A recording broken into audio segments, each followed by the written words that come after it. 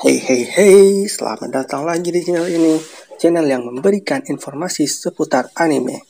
Kali ini aku akan membahas alur cerita anime Roka no Yusha, yang kerennya sampai kalian ingin keluar angkasa, dan terbangnya naik angsa. Selamat menonton, penyuka busa. Sebelum menonton, jangan lupa subscribe ya. Anime ini bercerita ketika para iblis telah bangkit, maka Dewi akan memanggil 6 orang pahlawan untuk menghadapi iblis. Para 6 pahlawan tersebut akan diberikan kekuatan untuk menyelamatkan dunia, dan para pahlawan itu akan dikenal sebagai pahlawan 6 bunga. Cerita anime ini dimulai dengan memperlihatkan raja dari kerajaan Vienna, di mana raja tersebut mengadakan turnamen bela diri di kerajaannya. Di mana pemenang turnamen itu akan menghadapi sang juara bertahan, yaitu Putri Nashetania. Turnamen ini juga merupakan persembahan bagi Dewi, agar para Dewi bisa memilih manusia terkuat untuk dijadikan pahlawan. Kemudian, tiba-tiba saat semua peserta sedang bertarung, datanglah seorang bernama Atlet Meyer. Dia mengaku sebagai orang terkuat dunia. Dia menantang semua orang turnamen itu. Bahkan dia bertarung dengan 2 kontestan terkuat di turnamen tersebut.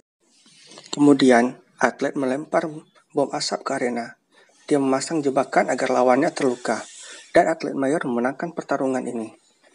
Dia mengatakan kalau dia adalah orang terkuat dunia, jadi dia wajar menang. Kemudian semua penonton marah padanya, karena dia licik dan curang saat bertarung. Dan dia ditangkap oleh tentara kerajaan, bahkan dia sampai dimasukkan penjara. Saat di penjara, ada seorang wanita yang menemuinya. Saat berbincang-bincang, Atlet Meyer mengatakan umurnya adalah 18 tahun. Dia lahir di negeri Woro di bagian negara Danau Putih. Dia memiliki guru yang bernama Astro Spiker.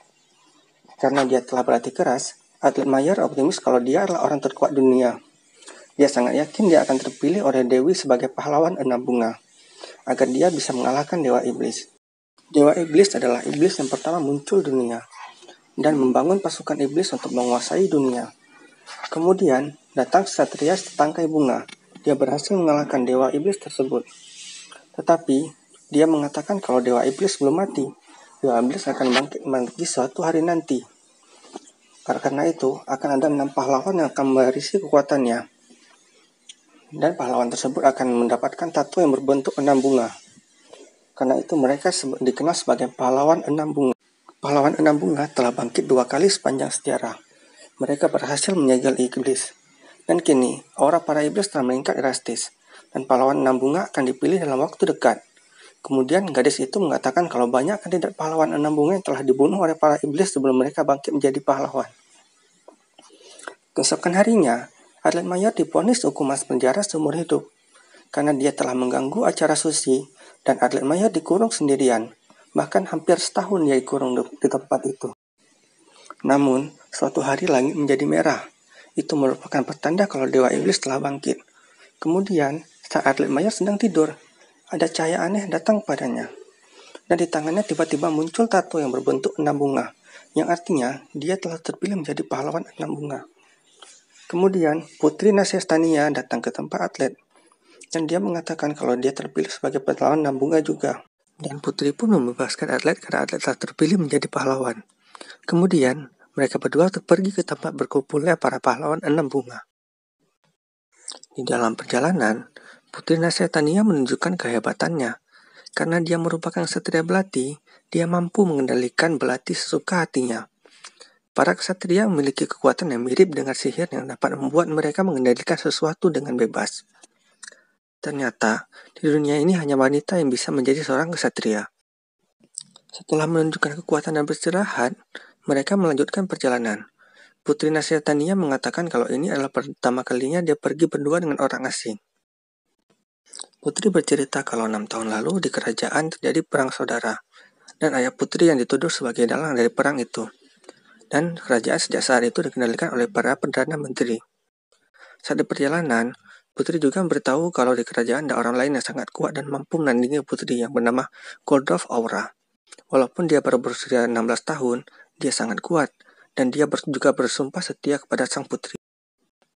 Kemudian, mereka sampai ke sebuah daerah di mana para penduduk melarikan diri dari kota karena ada ancaman iblis. Dan akhirnya mereka bertemu dengan para roh jahat dan para iblis. Atlet dan Putri bertarung dengan para monster itu. Mereka berhasil menang dengan mudah.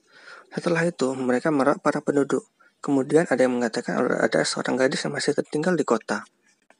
Kemudian atlet pergi sendirian, sedangkan putri tinggal bersama dengan para penduduk. Saat atlet sampai tempat itu, para monster telah mati, dan atlet menyadari kalau putri tersebut bukan tertinggal, tetapi sengaja sendiri untuk mengalahkan para monster. Dan atlet akhirnya bertemu dengan gadis itu. Ternyata dia adalah salah satu dari pahlawan 6 bunga yang bernama Framey Speedraw. Kemudian, di tempat sang putri, seorang yang God Love Aura datang ke tempat sang putri. Dia juga terpilih sebagai pahlawan 6. Di tempat atlet, Framey Speedraw yang merupakan kesatria Musiu ingin melawan atlet. Dia tidak senang dengan pahlawan yang lain, karena dia ingin membunuh Dewa Iblis sendirian. Kemudian, Framey kabur dan atlet mengejarnya. Atlet pun berhasil mengejarnya. Kemudian atlet bertanya apa alasan Framey ingin mengalahkan Dewa Iblis sendirian. Tetapi, Framey tidak mau menjawabnya. Kemudian, atlet melempar bom asap dan mengambil peluru Framey. Karena itu, Framey mau mengikuti atlet. Kemudian, Putri dan Godlove akhirnya sampai di tempat atlet. Tetapi, saat mereka tiba di sana, atlet telah pergi. Atlet meninggalkan surat yang menyuruh Putri langsung ke tempat berkumpulnya para pahlawan. Kemudian, Putri dan Godlove bergegas ke sana. Di sisi lain, atlet dan Framey melanjutkan perjalanan mereka. Mereka melihat tempat yang ditunjuk dari jauh. Di tempat itu ada racun yang sangat kuat, di mana manusia biasa tidak bisa ke sana dan bisa langsung mati tiba-tiba. Tetapi para pahlawan 6 bunga diberkahi pelindungan, oleh karena itu hanya pahlawan yang bisa ke sana. Kemudian mereka melihat benteng yang terbakar. Kemudian mereka bergegas di tempat itu. Sampai di sana, mereka disambut oleh penduduk di tempat itu. Mereka mengatakan kalau pahlawan yang lain telah tiba 2 hari yang lalu dan telah berangkat. Di tempat itu, mereka melihat banyak mayat manusia dan monster, karena tempat itu dekat dengan tempat Dewa Iblis. Makanya, banyak iblis yang menyerang mereka. Kemudian, para penduduk mengatakan kalau pahlawan harus menyegel roh jahat di tempat itu dan mengaktifkan barrier abadi. Dan para pahlawan harus ke kuil untuk menyegelnya. Dan mereka mengatakan kalau seorang pahlawan yang bernama Mora, yang merupakan kesatria Ancala, telah menunggu mereka di tempat itu. Mereka mengatakan untuk mengaktifkan barrier itu salah satu dari 6 pahlawan harus tinggal karena untuk mengaktifkannya para penduduk pahlawan harus beraktifkan secara bersamaan. Setelah mengetahui semua informasi, atlet dan Framey pergi melanjutkan perjalanan. Framey mengatakan jika para pahlawan bertemu, maka mereka akan saling bunuh. Kemudian, saat di perjalanan ada seorang menyerang Framey. Ternyata itu adalah Putri. Putri mengatakan pada atlet untuk menjauh dari Framey. Kemudian, Putri dan Goldov bertarung melawan Framey. Kemudian atlet menyuruh mereka semua berhenti, dan atlet mengatakan kalau Framey adalah salah satu dari pahlawan 6 bunga. Putri dan Goldov kaget mendengar itu, karena yang Putri tahu kalau Framey adalah pembunuh para calon pahlawan. Ternyata emang benar kalau Framey adalah para pembunuh calon pahlawan itu. Ia membunuh agar ternyata tersisa orang melemah menjadi pahlawan, agar dia bisa bertarung melawan Dewa Iblis sendiri. Kemudian, Goldov mencoba menyerang Framey, tetapi atlet mencegahnya. Atlet mengatakan kalau dia percaya dan memaafkan Framey. Setelah itu, mereka semua berhenti berkelahi. Mereka melanjutkan perjalanan. Mereka akan pergi ke kuil. Tempat kesatria Alcana telah menunggu. Mereka berjalan melewati hutan. Namun, di perjalanan, mereka melihat sekelompok anak sedang melempar bom ke arah kuil. Setelah itu, atlet dan kawan-kawan bergegas menuju kuil tersebut. Saat di perjalanan, ada sekelompok monster yang menghadang mereka, dan mereka bertarung melawan para monster tersebut. Kemudian, mereka menyuruh atlet untuk pergi ke kuil sendirian, sedangkan yang lainnya menahan monster itu. Atlet dengan semangat pergi ke kuil karena dia merasa kalau dia adalah manusia terkuat di dunia. Sampai di sana, dia bertemu dengan seorang wanita yang terluka. Atlet mencoba menolong wanita tersebut. Namun, wanita itu menyuruh atlet langsung bergegas ke kuil. Tetapi, pintu kuil tidak bisa dibuka. Atlet pun meletakkan pintu tersebut. Saat atlet masuk, dia bertemu dengan monster. Ternyata, wanita yang sebelumnya adalah monster yang menyamar. Kemudian, atlet masuk dalam kuil. Ternyata, barrier dalam kuil tersebut telah aktif sebelum atlet masuk. Kemudian, Putri dan lainnya masuk ke dalam kuil. Dan karena barrier telah aktif, sebelum waktu yang seharusnya, mereka semua tidak bisa keluar dari tempat itu. Kemudian, mereka melakukan berbagai cara untuk membatalkannya. Putri yang panik tanpa sengaja menghancurkan beberapa monumen. Kemudian, datang seorang yang bernama Chomoroso. Dia juga merupakan salah satu dari pahlawan 6 bunga, dengan julukan Ksatria Rawa. Kemudian, Dia mencoba membunuh Fremy, tapi Putri mencegahnya. Kemudian datang juga kesatria Aldana bernama Mora Chester. Dan akhirnya keenam pahlawan telah berkumpul. Tapi kemudian datang satu orang lagi bernama Hans Hamsti. Dan dia juga merupakan salah satu dari pahlawan enam bunga. Tak disangka, ternyata ada 7 orang di tempat itu. Mereka semua kebingungan, karena seharusnya hanya ada 6 orang pahlawan. Arlet menyuruh semuanya menunjukkan tato, dan semuanya juga memiliki tato pahlawan 6 bunga. Dan sekarang, mereka berpikir kalau ada satu orang yang palsu di antara mereka. Kemudian mereka menjalani kehidupan di sekitar kuil. Arlet yang penasaran dengan Hans bertanya padanya, tetapi Hans merahasiakan. Dan mereka berdua mengamati di sekitar. Kemudian, Fremy telah ditangkap karena dia curigai sebagai mata-mata. Kemudian Mora meneliti tentang barrier. Mora akhirnya mengetahui kalau cara menghapus barrier tersebut adalah dengan menyuruh pelaku menghapusnya, dan juga bisa hilang kalau pelakunya mati. Dan barrier ini hanya bisa diaktifkan oleh manusia. Jadi, ada salah satu orang yang berpihak pada iblis dan mereka. Camo sangat curiga dengan Fremy pelakunya. Kemudian Mora menyuruh semuanya menceritakan masa lalunya agar bisa menemukan pelaku yang sebenarnya. Arlet menjadi orang pertama yang memperkenalkan diri. Arlet mengatakan kalau umurnya adalah 18 tahun, dia lahir di Woro bagian negara Danau Putih. Dan dia mengatakan kalau dia adalah orang terkuat dunia. Kemudian Camo meremehkannya, karena Camo merasa kalau Camo adalah orang terkuat dunia yang sebenarnya. Kemudian Putri Nasestania memperkenalkan diri. Dia adalah putri mahkota kerajaan Vienna, dan juga merupakan kesatria belati. Kemudian Goldorf pun memperkenalkan dirinya. Dia mengatakan kalau dirinya adalah pemimpin pasukan tanduk hitam kerajaan Vienna. Kemudian Mora memperkenalkan diri. Dia adalah ksatria Ancala dan juga merupakan kepala kuil Kayangan. Dia adalah orang yang menguasai seluruh orang yang akan menjadi ksatria di dunia ini. Dia mengenali seluruh ksatria yang ada. Dan tiap orang yang mendapatkan kekuatan, maka harus ke tempat Mora. Kemudian Camo memperkenalkan diri. Dia adalah ksatria Rawa yang berumur 14 tahun. Dan dia diangkat menjadi ksatria saat umur 7 tahun. Dan dia adalah ksatria terkuat saat ini. Dia juga bercerita kalau dia pernah bertemu dengan Fremy. Saat Fremy mencoba membunuhnya. Dan Camo mampu mengalahkan Fremy dengan mudah. Dan Fremy berhasil melarikan diri dari Camo. Kemudian Hans memperkenalkan dirinya. Dia adalah seorang pembunuh bayaran. Maka dia hanya membunuh saat dibayar. Dan dia dibayar oleh raja di negerinya untuk membunuh dewa iblis.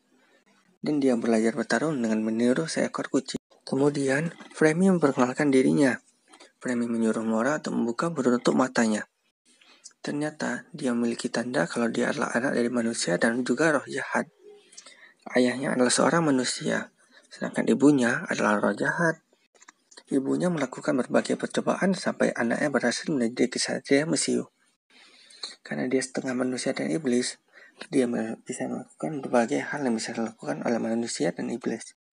Kemudian Fremy mengatakan kalau dia bukan pelakunya. Dan Fremy mencurigai Mora, tetapi Camo tetap mencurigai Fremy. Dan Camo berniat menyiksa Fremy. Tetapi Hans mengatakan kalau Fremy bisa saja bukan pelakunya.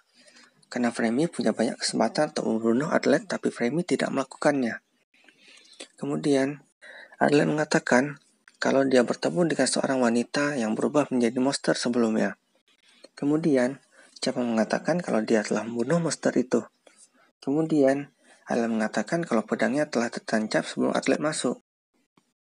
Kemudian, Hans bertanya apakah yang dikatakan Arlet itu benar. Karena Arlet pertama masuk, Hans kini mencurigai Arlet.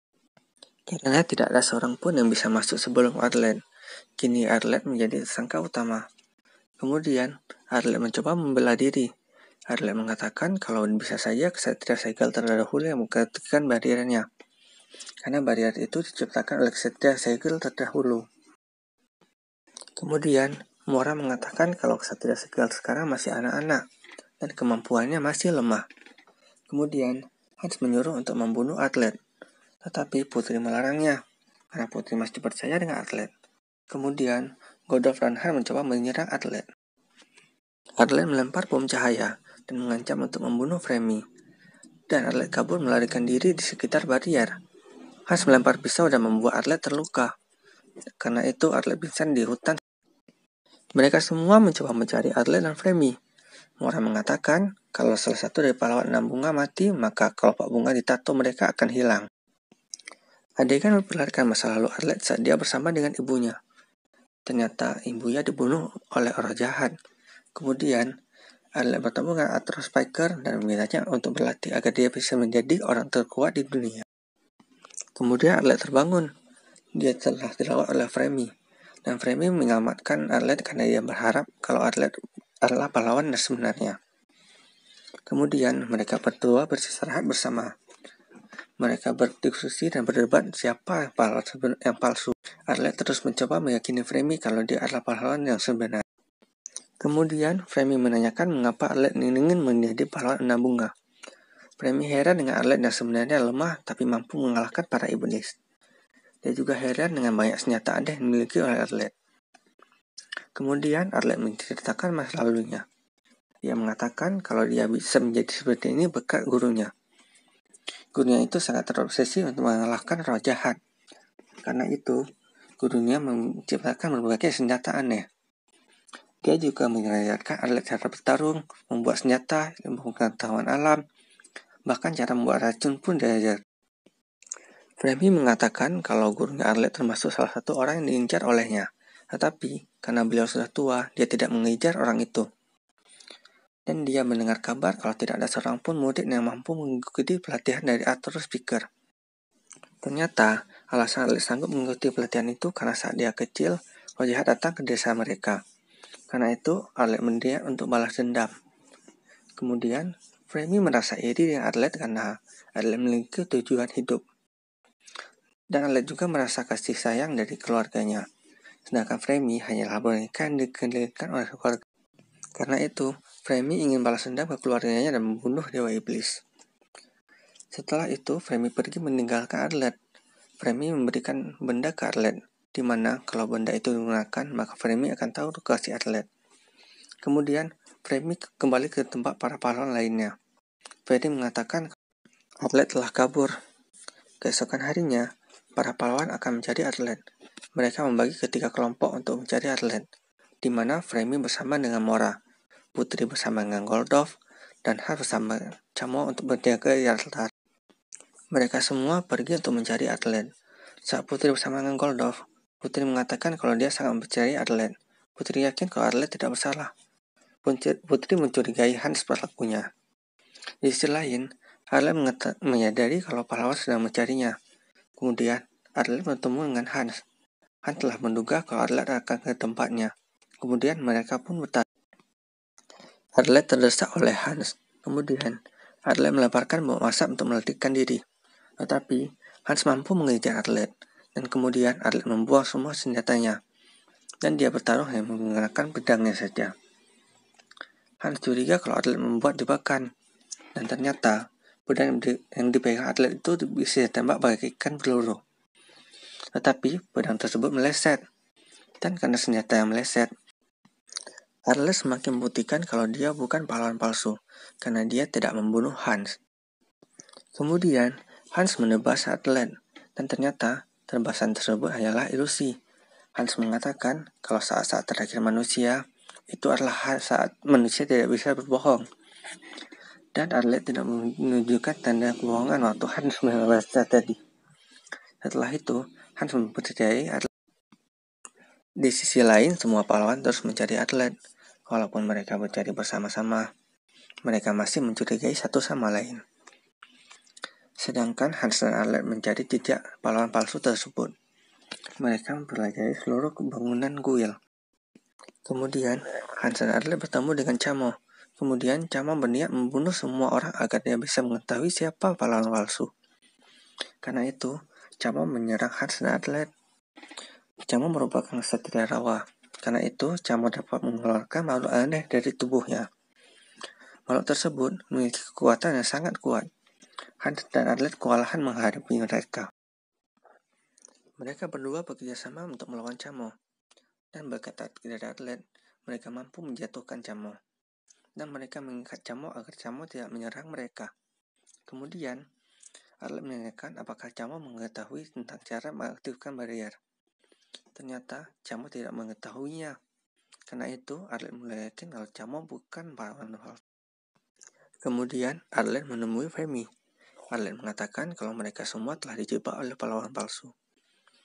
Arlet mengatakan kalau bariernya sebenarnya belum aktif ketika Arlet masuk. Arlet juga mengatakan kalau mereka semua telah tertipu. Arlet curiga kalau ada ksatria kabut di balik semua ini, sehingga semua orang tertipu dan berpikir kalau barier telah aktif. Di sisi lain, Mora kembali ke dalam kuil. Dia kaget melihat Camo yang telah terikat. Kemudian, Hans menjelaskan tentang apa yang telah terjadi. Kembali ke tempat Arlet dan Femi. Mereka masih berdebat tentang siapa yang salah. Dan juga, Femi masih heran dengan sosok Arlet. Arlet juga menyadari kalau dia cuma manusia biasa. Karena itu, Arlet berusaha agar bisa menjadi orang yang terkuat di dunia.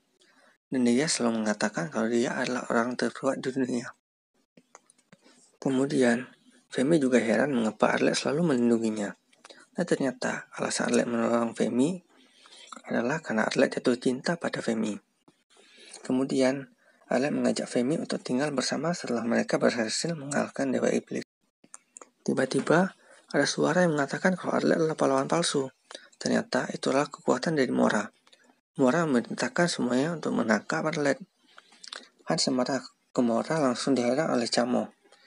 Dan Hans curiga kalau Mora adalah pahlawan yang palsu. Setelah mendengar pengumuman itu, Femi menyerang Arlet dan mereka pun bertarung. Kemudian, datang juga Mora ke tempat Arlet, dan Mora juga menyerang Arlet dengan kekuatannya. Kemudian, Arlet pun menyerang. Kemudian, Mora menyerang Arlet, tetapi mampu dicegah oleh Femi. Karena sekarang Femi benar-benar percaya pada Arlet. Kemudian, Arlet dan Femi kabur dari Mora. Namun, tiba-tiba Putri dan Goldov datang menyerang Arlet. Putri, Goldov, dan Mora bertarung melawan Arlet dan Femi. Dan pertarungan 3 lawan 2 pun terjadi di antara mereka. Dan Femi kalah dari pertarungan itu. Tetapi Arlet berhasil kabur. Tetapi Putri mengejar Arlet. Arlet pun kini bertarung berhadapan dengan Putri. Arlet terdesak akibat luka yang diterima sebelumnya. Kemudian Goldov juga ikut menyerang Arlet, yang membuat Arlet menjadi sekarat. Kemudian Camo dan Hans juga datang ke tempat itu. Dan mereka semua akhirnya berkumpul. Ternyata arah kabur Arlet membawa mereka semua ke tempat para roh jahat mati. Setelah sekarat, Arlet mengatakan kalau ini adalah saat yang tepat untuk mengalahkan pahlawan palsu. Dan Arlet mengatakan kalau ia akan mengungkapkan rahasia pahlawan ketujuh. Arlet mengatakan kalau kabut tersebut dibuat dengan panas yang tinggi. Dan panas tersebut hanya bisa dilakukan oleh ksatria matahari. Tetapi, ksatria matahari telah menghilang sejak lama. Arlet mengatakan kalau pahlawan palsu itu bekerjasama dengan ksatria matahari untuk menciptakan kabut asap. Kemudian, Arlet menyuruh Hans untuk mencari mayat ksatria matahari. Dan Hans berhasil menemukannya. Karena semua yang dikatakan Arlet benar, maka Arlet terbukti kalau dia bukan pahlawan palsu. Setelah itu, mereka curiga kalau Mora adalah pahlawan yang palsu. Dan mereka berniat menangkap Mora. Kemudian, Camo dan Hans mengatakan kalau Mora tidak bersalah. Mereka menunjukkan prasasti kalau yang dikatakan Mora sebelumnya benar. Tetapi, ada prasasti yang hancur, sehingga informasi Mora sedikit keliru. Kemudian, Arlet mengingat kalau Putri yang menghancurkan prasasti tersebut.